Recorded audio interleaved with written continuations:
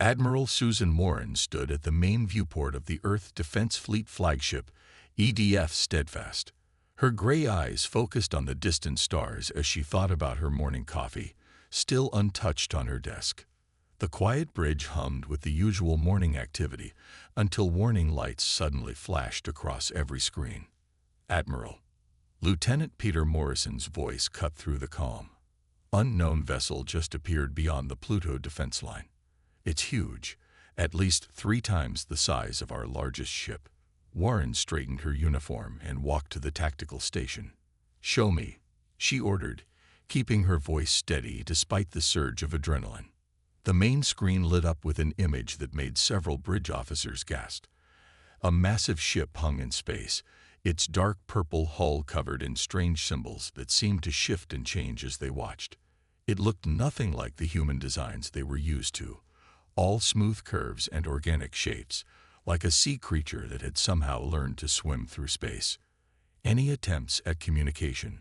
Warren asked. "No, ma'am. But wait."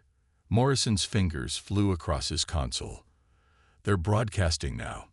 All frequencies." A face appeared on the main screen.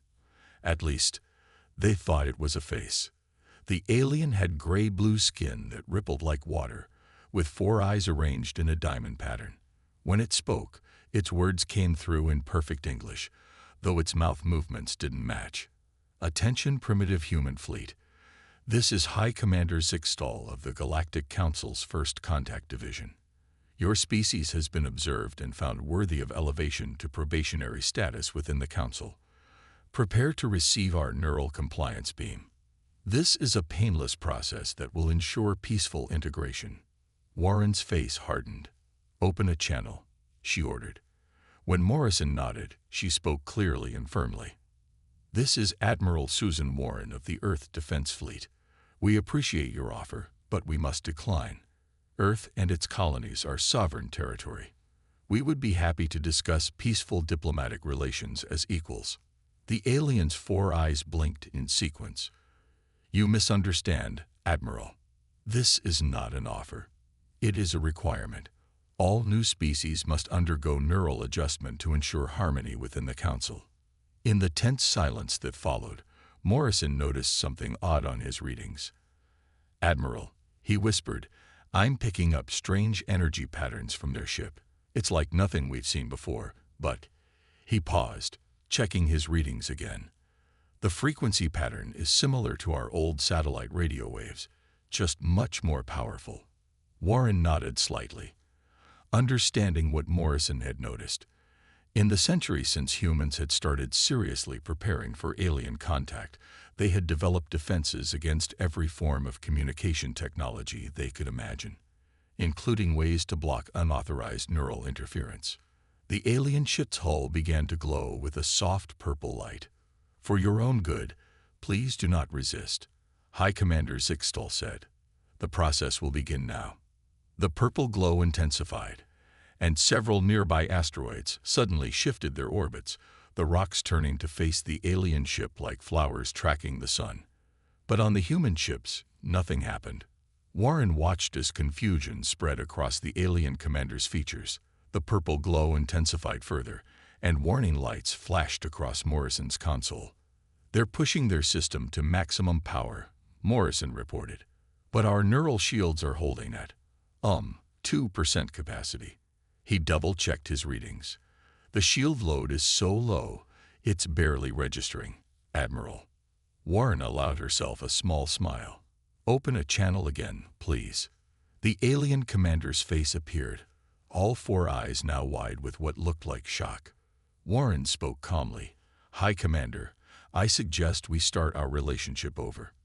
As I said, we're happy to engage in diplomatic discussions as equals. However, any further attempts to force compliance will be taken as an act of aggression."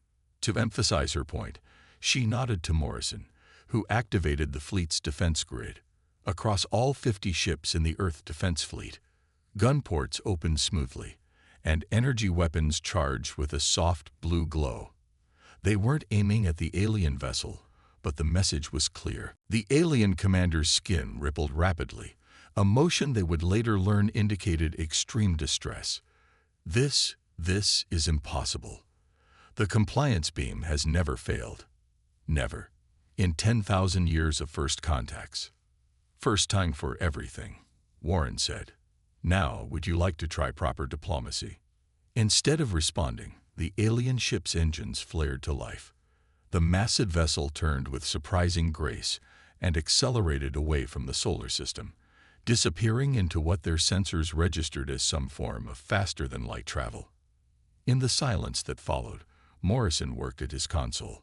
"Admiral, I've analyzed their retreat vector. Based on their trajectory and speed, they appear to be headed toward the star cluster we've designated as Centauri Prime." Warren nodded slowly, retaking her seat in the command chair. She finally remembered her coffee and took a sip, grimacing at how cold it had gotten. "Send a priority message to Earth Command. They need to know that we've made first contact, and that it didn't go as anyone might have expected." She looked around at her bridge crew, seeing a mixture of pride and concern on their faces. They all knew that this was just the beginning. Humanity had just demonstrated immunity to what seemed to be the Galactic Council's primary method of controlling new species. That wouldn't go unnoticed or unchallenged.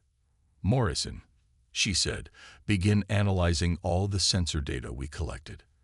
I want to know everything about their ship, their technology, and especially that compliance beam they tried to use. Something tells me we haven't seen the last of them." "Yes, Admiral," Morrison replied, already diving into the data. Warren turned back to the main viewport, watching the stars. In all the first contact scenarios they had planned for, none had quite matched this reality. Humanity had just proven itself immune to alien control technology, and in doing so, had likely upset the balance of power in the galaxy.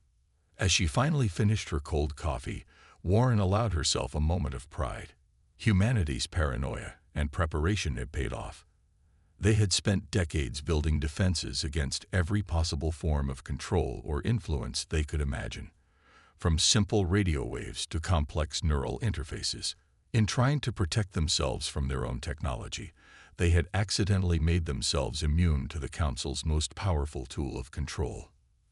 The next few days would be crucial.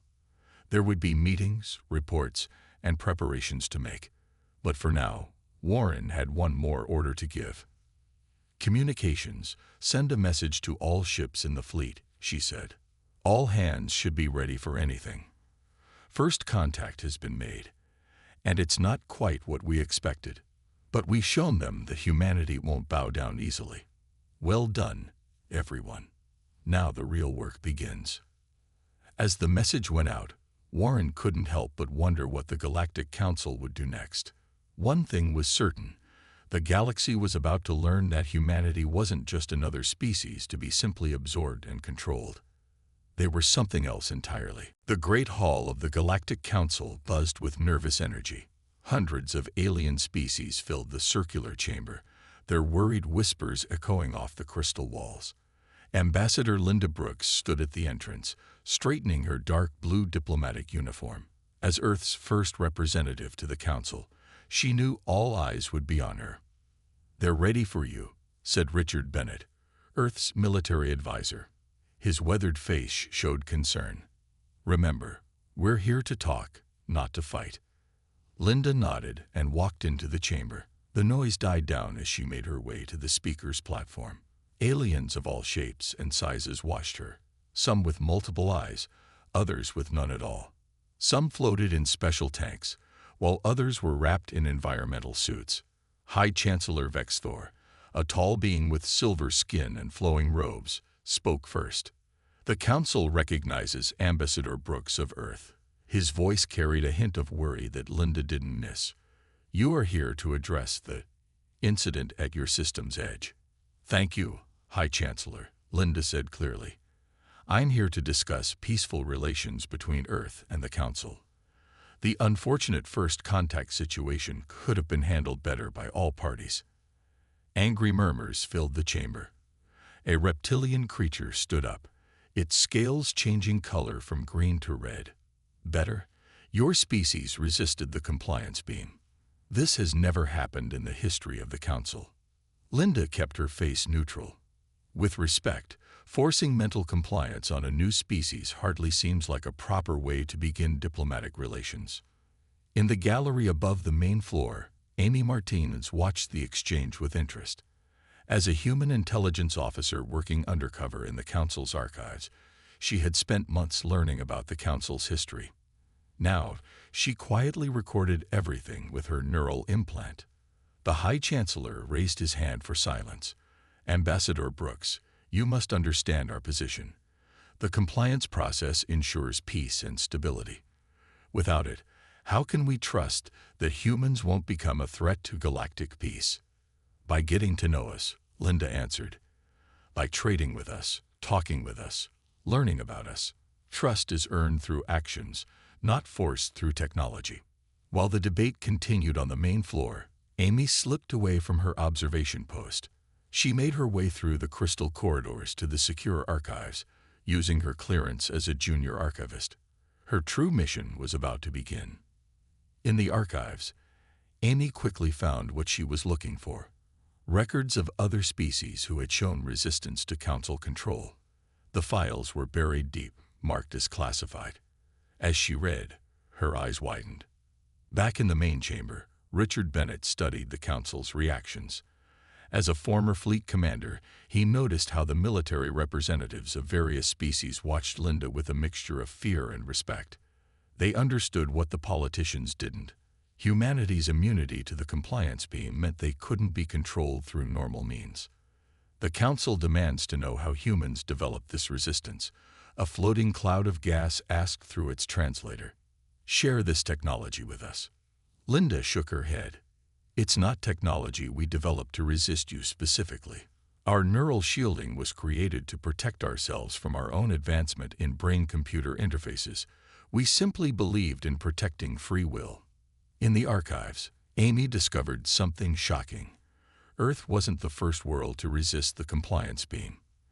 There had been others, centuries ago. But the records showed they had all mysteriously vanished, their worlds stripped of life. She needed to get this information to Linda somehow. The Council chamber grew louder as more representatives demanded answers. High Chancellor Vexthor finally stood, his silver skin glowing with agitation. Perhaps we are approaching this wrong, he said. Ambassador Brooks, would Earth consider a limited compliance? Just for your leadership? No, Linda said firmly. Earth's position is clear. We will not accept any form of neural compliance. We are happy to join the Council as equals, to trade, to share knowledge, to participate in galactic culture. But we will not surrender our mental sovereignty. Richard noticed several smaller species representatives nodding in agreement. Not everyone, it seemed, was happy with the Council's methods of control. Amy managed to slip a data chip to one of Linda's aides during a brief recess. The aide's eyes widened as she read the summary, then quickly passed it to Linda. When the session resumed, Linda's approach changed slightly. Honorable Council, she said, Earth understands the desire for stability. But true stability comes from willing cooperation, not forced compliance.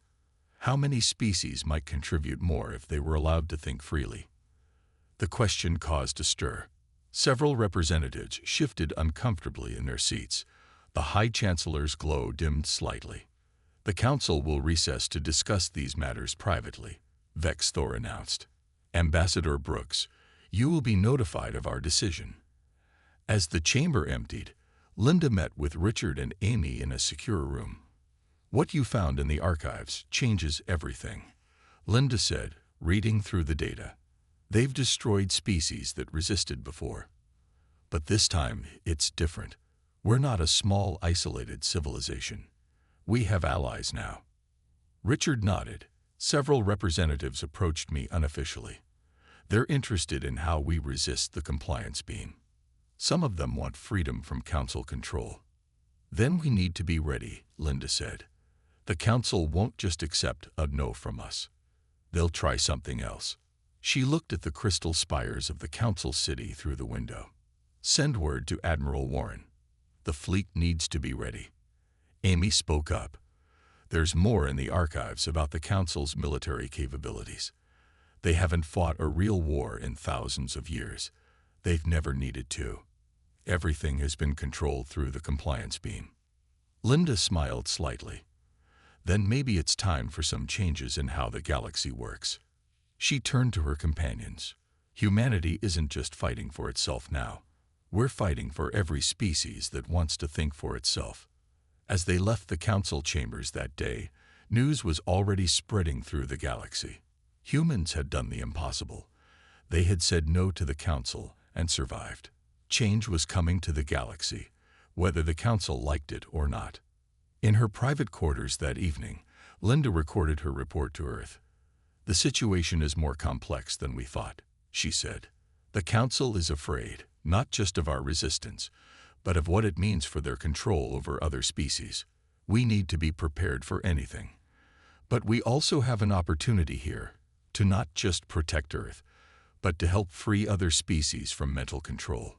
She paused, looking at the alien stars through her window. "The next few days will be crucial. The Council has to decide whether to accept us as equals or try to eliminate us like they did to others who resisted.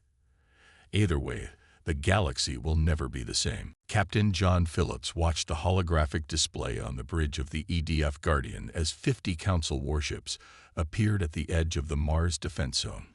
His ship, along with 30 other Earth vessels, formed a protective line between the alien fleet and the Red Planet's colonies.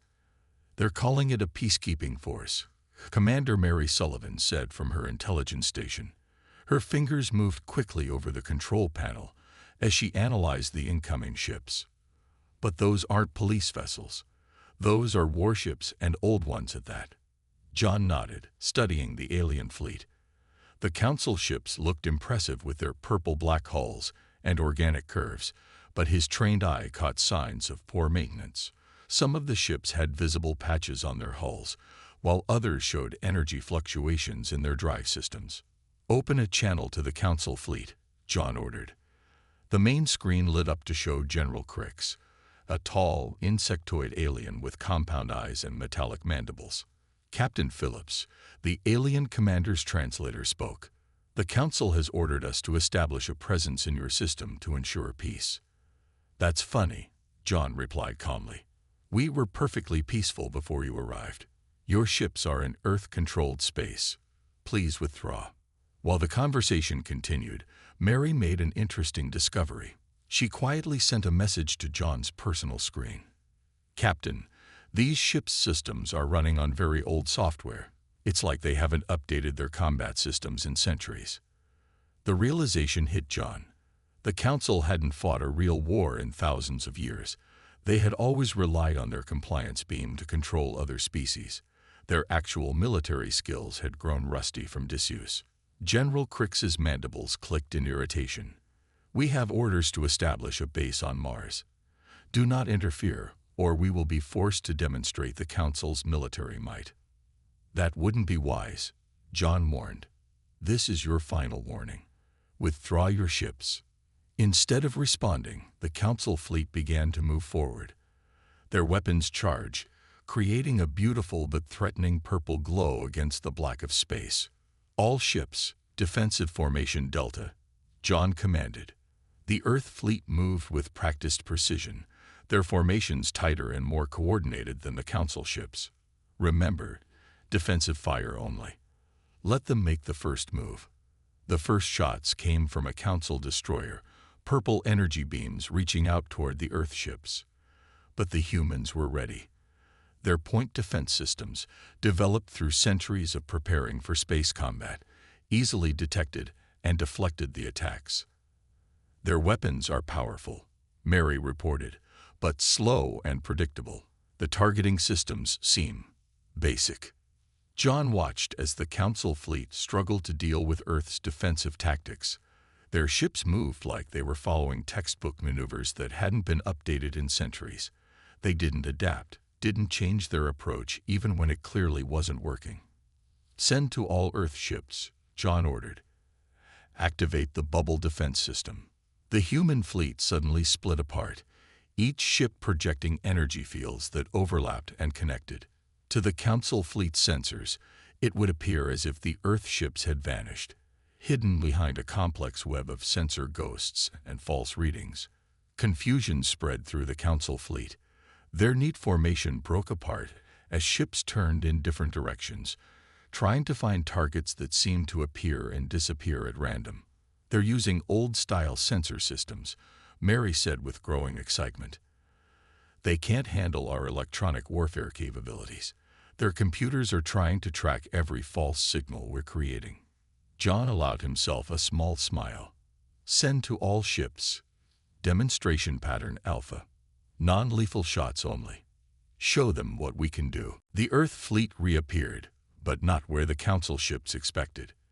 They popped up in the middle of the alien formation, their weapons firing precise, low-power shots that disabled weapons and engines without destroying the ships. Within 10 minutes, half of the Council fleet hung helpless in space, their main systems offline. The other half remained operational but was completely surrounded by Earth ships they couldn't properly track or target.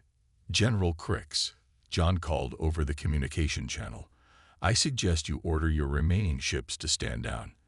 We don't want to disable them all, but we will if we have to." The insectoid commander's compound eyes reflected multiple images of his own bridge crew, who stood in shock at how easily they had been defeated. This is impossible," Crix chittered. "The Council's fleet has never faced an enemy who could actually fight back." Mary suggested. "Never had to adapt their tactics. Never needed to upgrade their systems." In the silence that followed, more ships appeared on the edge of the system. But these weren't Council vessels. Ships from 3 different alien species dropped out of faster-than-light travel, their designs clearly different from both Earth and Council vessels. "Captain," Mary said excitedly, "we're receiving messages from these ships. They're asking for asylum. They say they want to break away from Council control." The revelation spread quickly through both fleets. The Council, for all its power and age, had grown complacent. They had relied on the compliance beam for so long that they had forgotten how to handle species that could truly resist them. John opened a channel to all ships in the area, Council and non-Council alike. "This is Captain John Phillips of the Earth Defense Fleet. To the Council ships, you are offered safe passage out of Earth space if you withdraw now. To our new friends seeking asylum, welcome. We have much to discuss." As the Council fleet retreated, towing their disabled ships, John received a priority message from Earth Command. Other alien species across the galaxy were beginning to question the Council's authority. Earth's resistance had sparked something unprecedented, hope among those who had lived under Council control for generations. "Send a message to Admiral Warren," John told his communications officer. "Tell her it's starting. The galaxy is waking up." Mary looked up from her station. "Captain, I'm detecting quantum communication signals between the Council ships. They're calling for reinforcements, but they're also arguing among themselves. Some of their captains are questioning their orders." The Council's greatest weapon wasn't their compliance beam, John realized. It was making everyone believe they couldn't be resisted. "Now that we've shown it's possible." He looked at the new alien ships approaching Earth with hope in their drives. Now everything changes. As the Earth fleet escorted their new allies toward Mars, John thought about how quickly everything had escalated. What started as a simple defense of human independence had become something much bigger, the beginning of a revolution that would reshape the galaxy. "All ships," he broadcast, "prepare to receive our guests. Let's show them what real freedom looks like." Science officer Daniel Wright couldn't believe what he was seeing. The holographic displays in his lab aboard the EDF Steadfast showed something impossible, or at least something that should have been impossible. "Admiral Warren," he called through the ship's communication system, his voice shaking with excitement. "You need to see this right away." Susan Warren arrived at the lab minutes later, her uniform slightly wrinkled from a long day of coordinating fleet movements. "This better be good, Daniel. We have 3 more refugee ships arriving from Council space." "Look at this," Daniel said, pointing to the genetic analysis floating in the air before them. I've been studying DNA samples from our new allies, comparing them to human DNA. There's something strange about it. He pressed a few buttons, and new images appeared. These are genetic markers we found in ancient human remains, ones that don't match any known human populations. Scientists always thought they were just mutations. But look, he brought up another display showing alien DNA patterns. They're not mutations. They're matches for genes we're finding in some of our alien allies. Warren's eyes widened as she understood what he was saying. Are you telling me that humans, we're not just some random species that evolved on Earth? Daniel finished. We're descendants of an ancient spacefaring civilization, one that existed long before the Council. While they discussed this discovery, another revelation was taking place in the Kuiper Belt. The EDF Explorer, a research vessel, had found something hidden among the ice and rock at the edge of the solar system. Captain called out the ship's sensor operator. We're picking up energy readings from that crater. They're very weak, but they match the pattern of human technology. The Explorer's captain, a woman named Patricia Wells, ordered a closer look. As they approached, their lights revealed something that had been hidden for thousands of years. A door built into the side of a large asteroid. Back on the Steadfast, Admiral Warren received the Explorer's report just as she finished meeting with Daniel. First, the DNA evidence, and now this, she said. We need to know what's inside that structure. The news got even more interesting when Kevin Anderson, a council member who had secretly helped humans before, arrived at Earth with an urgent message. He had defected from the Council, bringing with him a treasure trove of classified information. The Council isn't what it claims to be, Kevin told Warren and her officers in a secure meeting room. His translucent skin rippled with emotion as he spoke. They didn't create galactic civilization. They conquered it. The compliance beam isn't their technology. They stole it from the ancient species they destroyed. Daniel quickly connected the dots. The same ancient species that we're descended from. Kevin's eyes widened in surprise. You know about that? We just figured it out, Warren said. But we need to know more. What happened to our ancestors? Kevin brought out a small device that projected images of ancient star maps. They were called the Precursors. They built the first galactic civilization, based on principles of freedom and self-determination. The Council, or rather, the species that would become the Council, found a way to turn the Precursors' communication technology into a weapon, the compliance beam. But it doesn't work on us, Daniel said, because we're their descendants. Exactly, Kevin replied. The Precursors had natural mental shields. When they realized they couldn't win the war, they scattered across the galaxy. Some of them must have settled on Earth, becoming your ancestors. While they talked, the Explorer team had managed to open the ancient door in the Kuiper Belt. Inside, they found something amazing. A library of old technology and star charts left behind by the Precursors. Admiral, Captain Wells reported excitedly, these devices, they're responding to our presence, like they were waiting for us to find them. The pieces were falling into place. Humanity's natural resistance to the compliance beam, their quick advancement in space technology, even their drive for independence, all of it came from their precursor heritage. But the most important discovery came when they tested their ship's AI systems against Council technology. Unlike other species' computers, Earth's AI had been developed independently, based on principles humans had discovered on their own. The Council's computer systems are all copied from stolen precursor technology, Kevin explained. But they never truly understood how it worked. Your AI systems, developed from scratch, are actually more advanced. Admiral Warren gathered her top officers to discuss these discoveries. This changes everything, she said. We're not just fighting for our independence now. We're reclaiming our heritage. Daniel spoke up from his seat at the conference table.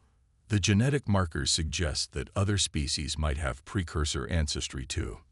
They might be naturally resistant to the compliance beam, and not even know it.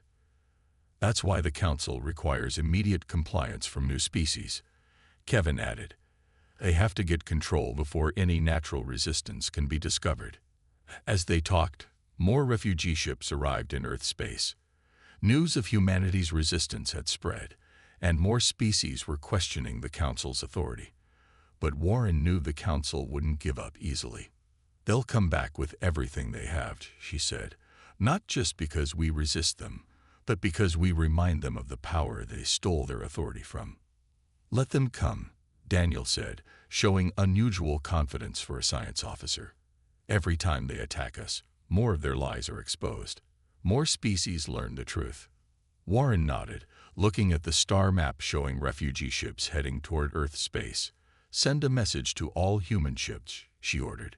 Tell them what we've learned about our heritage, and send another message to our new allies. Any species that wants to test for precursor genetic markers is welcome to do so. As the truth spread across the galaxy, the balance of power began to shift. Humanity wasn't just another young species challenging the Council's authority. They were the descendants of the civilization the Council had tried to destroy, returned to reclaim their place among the stars. The Council's biggest mistake, Kevin said as they watched more ships arrive, was thinking they had wiped out all traces of the precursors. They never imagined that one of their forgotten colonies would develop its own path to the stars. Admiral Warren smiled. Well, they're about to learn that some things can't be controlled or forgotten. Freedom finds a way. The great crystal chamber of the Galactic War Council had never been so full. Representatives from over 1,000 species packed the room, their voices creating a storm of worried whispers. At the center of the chamber, High Chancellor Vexthor's silver skin had turned almost white with stress. Order, he called out, his voice shaking. The War Council is now in session. We are here to address the human problem and the growing rebellion in the outer systems. In the Earth delegation seat, Ambassador Linda Brooks sat calmly. Next to her, Captain Laura Harrison of the diplomatic fleet watched the proceedings with interest. They had expected this emergency session, but the number of species present surprised them. The Council hereby declares humans an Omega-level threat, Vexthor announced. All Council species are ordered to cease contact with Earth immediately. Instead of the usual quiet acceptance, the chamber erupted in shouts and arguments. A small green-skinned alien stood up. We have trade agreements with Earth. They have helped us develop our own technology without demanding compliance. The humans have shown us respect, called another voice. They treat us as equals. Laura leaned over to Linda. This isn't going how they expected, she whispered. Linda nodded. They thought declaring us a threat would unite everyone against us. Instead, it's showing how many friends we've made. The argument grew louder as more species spoke up. Some supported the Council, but many others defended Earth. The balance of power was shifting right before their eyes. Meanwhile, in the space around Alpha Centauri, Admiral Susan Warren commanded the largest fleet Earth had ever assembled. Alongside the human ships flew vessels from 30 different species who had chosen to ally with Earth. Council fleet detected. Lieutenant Peter Morrison reported from his tactical station. They're bringing everything they have. Over 300 ships. Warren straightened in her command chair. Send to all ships. Remember the plan.